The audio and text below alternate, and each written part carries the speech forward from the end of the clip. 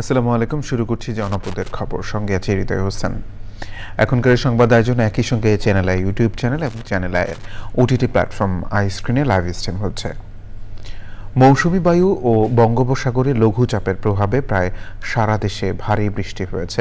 টানা বৃষ্টিতে প্লাবিত হয়েছে বিভিন্ন জেলার শহর থেকে শুরু করে গ্রামীণ জনপদ। ভোগান্তিতে পড়েছেন সাধারণ মানুষ। শ্রমজীবী ও নিম্ন আয়ের মানুষের দুর্ভোগ বেড়েছে।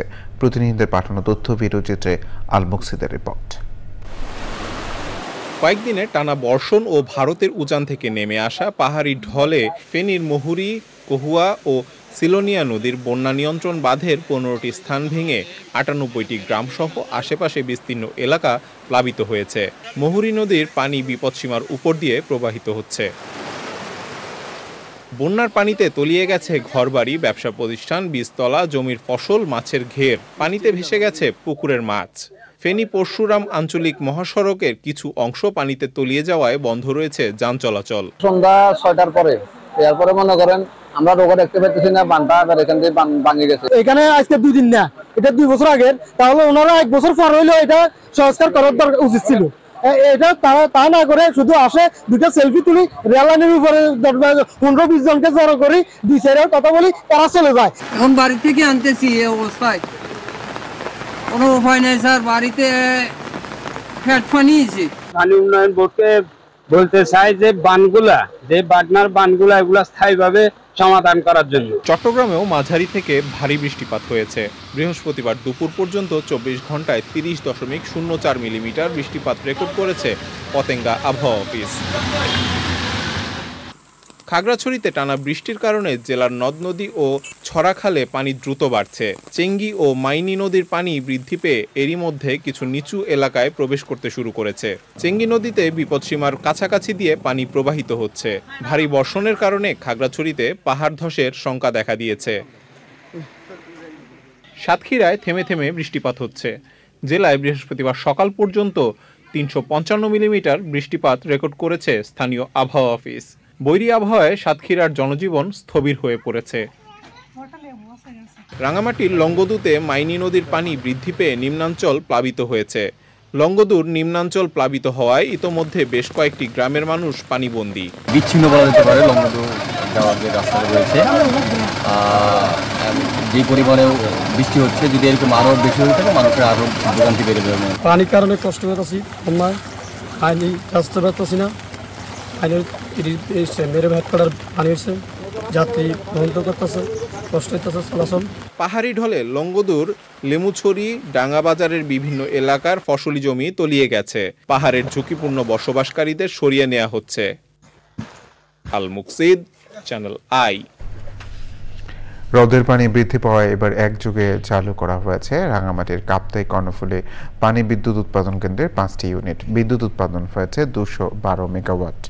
230 মেগাওয়াট বিদ্যুৎ উৎপাদন ক্ষমতা সম্পন্ন এই কেন্দ্রে 5টি ইউনিট কাপ্তাই হ্রদের পানির কম থাকায় এতদিন একসাথে চালু করা সম্ভব ছিল না।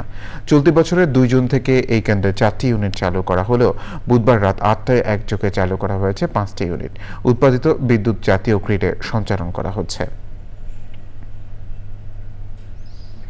বিজিবি মহাপরিচালক মেজর জেনারেল মোহাম্মদ আশরাফুজ্জামান সিদ্দিকী বলেছেন, নবীন সৈনিকরা যখন সীমান্তে নিয়োজিত থাকবে তখন তাদের সততা, নিষ্ঠা ও পেশাগত দক্ষতার উপরে নির্ভর করবে এই বাহিনীর ভাবমূর্তি ও গৌরব। বিজিবির 103তম রিক্রুট ব্যাচের প্রশিক্ষণ সমাপনী কুচকাওয়াজ অনুষ্ঠানে প্রধান অতিথির বক্তৃতায় তিনি এসব কথা বলেন। চট্টগ্রামের সাতকানিয়ায় বায়তুল ইজ্জতে border guard training centre and college BGTC&Cর বীর উত্তম মুজিবুর রহমান প্যারেড গ্রাউন্ডে এই কুচকাওয়াজ হয়। সে সময় ছিলেন BGTC&C কমান্ড্যান্ট ব্রিগেডিয়ার জেনারেল কাজী নাহিদুজ্জামান।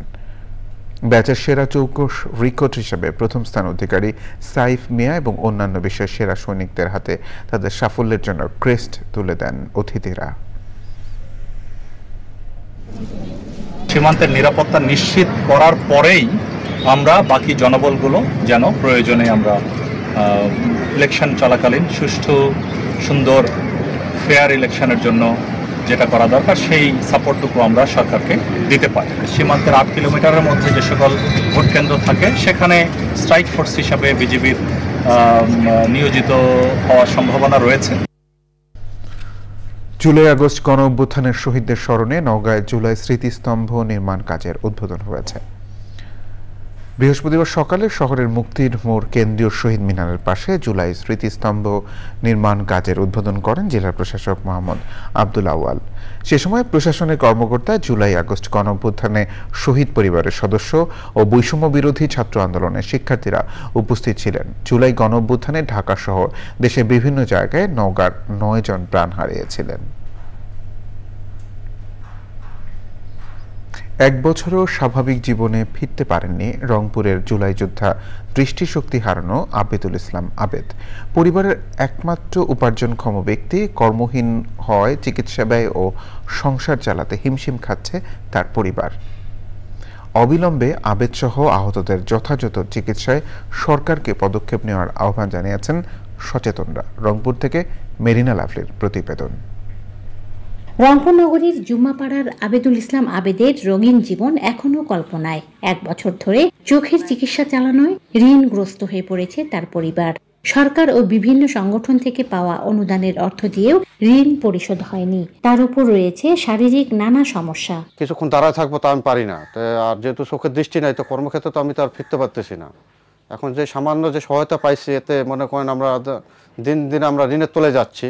আবেদের অভিযোগ, তার পরিবারকে ব্যবহার করে স্বার্থন্বেষী মহল মামলা বাণিজ্য করেছে। মামলাটা এমন ভাবে করা হয়েছে এবং যাদের উদ্যোগে করা হয়েছে এটা তো আমরা জানতাম না।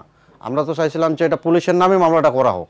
এখানে এলাকার মানে বিভিন্ন ধরনের শ্রেণীর মানুষকে নাম ঢুকাই দেওয়া হয়েছে এখানে। আবেদের মায়ের চাওয়া একমাত্র উপার্জনক্ষম ছেলে ফিরে পাক স্বাভাবিক জীবন। আমি চাচ্ছি যে আমার ছেলের একটা ভালো চিকিৎসা হোক, একটা চোখের ব্যবস্থা যদি হয়, তাও বাচ্চাটা নিয়ে যদি কইরা খাইতে পারে। আহত জুলাই যোদ্ধাদের যথাযথ চিকিৎসা ও পুনর্বাসনে দ্রুত ব্যবস্থা নেওয়ার দাবি জানাচ্ছে বিভিন্ন মহল। যারা আহত হয়েছে তাদের পুনর্বাসন এবং তাদের সঠিক চিকিৎসা করা এবং যোগ্যতা অনুযায়ী তাদের চাকরির ব্যবস্থা কিংবা কর্মসংস্থানের ব্যবস্থা করাটা অত্যন্ত জরুরি। 2024 সালের 19 জুলাই বিকেলে রংপুর সিটি কর্পোরেশনের সামনে পুলিশের সাথে সংঘর্ষের সময় বুলেটবিদ্ধ হয়ে 2 চোখ হারান মাছ বিক্রেতা আবেদুল ইসলাম আবেদ।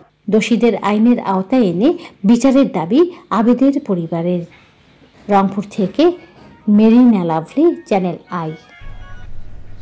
এবারের প্রতিনিধিদের পাঠানো তথ্য ও ভিডিও চিত্র নিয়ে সাদিয়া ওমরের রিপোর্ট। সর্বজনীন পেনশন স্কিমে অংশগ্রহণ নিশ্চিত করবে ভবিষ্যৎ জীবন, এই স্লোগানের ভিত্তিতে গাইবান্ধায় পেনশন মেলা হয়েছে। উদ্বোধন করেন জেলা প্রশাসক চৌধুরী মোয়াজ্জম আহমেদ। গোপালগঞ্জ শহরের দলীয় কার্যালয়ে বিএনপির নতুন সদস্য সংগ্রহ ও কর্মী সভা হয়েছে। লক্ষ্মীপুর পৌরসভার 2025-2026 অর্থবছরের জন্য 102,80,00,000 টাকা বাজেট ঘোষণা করা হয়েছে। পৌর প্রশাসক ও স্থানীয় সরকার বিভাগের উপপরিচালক মোহাম্মদ জসিম উদ্দিন ওই বাজেট ঘোষণা করেন।